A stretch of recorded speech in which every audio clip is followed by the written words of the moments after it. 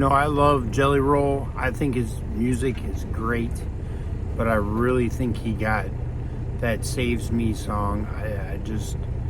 It worries me, the kind of message that's being pushed in that. I can agree with the spent so long living in hell, but the part about being a lost cause and a waste of time and damage beyond repair, I just don't agree with that at all, because I don't think anybody is damaged beyond repair. I know I felt that way for years. I used to want to kill myself. I attempted to commit suicide. I don't know how many times. I ended up in intensive care. I ended up in a psychiatric hospital.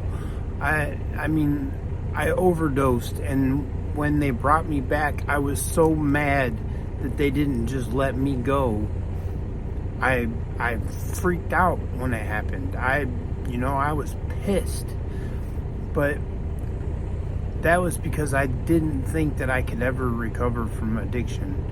And now I've got 16 years since the last time that I smoked crack or did Oxycontins. And it took me a little bit of time. While I did 10 years in prison, and I did, drink some hooch once in a while or whatever while I was in there, but I haven't touched crack or Oxycontins or any kind of drugs in 16 years. And I haven't touched a drop of alcohol or anything like that since I've been out of prison, since long before I got out of prison. It just took me a few years to get right. And you're talking about somebody who, one time I went to go do an intake to go to rehab, and I took my crack pipe and my crack with me and was smoking it in the bathroom while I was waiting for them to interview me to go to rehab.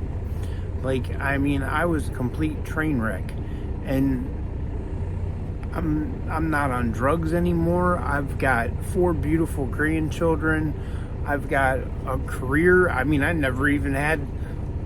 had so many driving under suspensions, back then days. I have my CDLs. I'm a truck driver. Whoever thought? I never dreamed that any of that would happen in my life.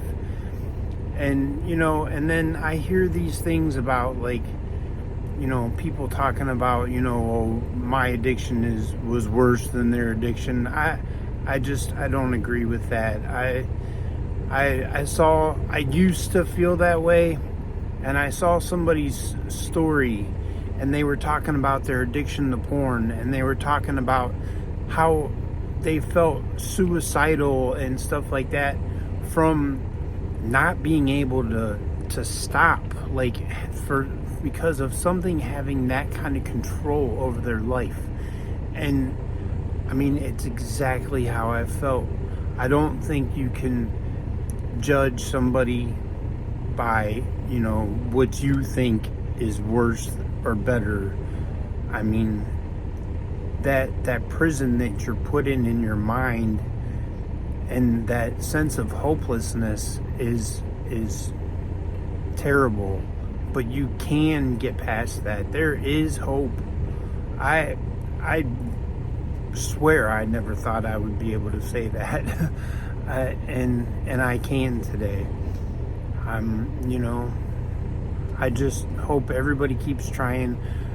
I wish you would, hit like and subscribe on this video, and maybe we can, get the algorithm to start, getting these videos out there so that people see them and get them in traffic, and just, try and help some of this madness that's going on in the world these days. Thanks for your time.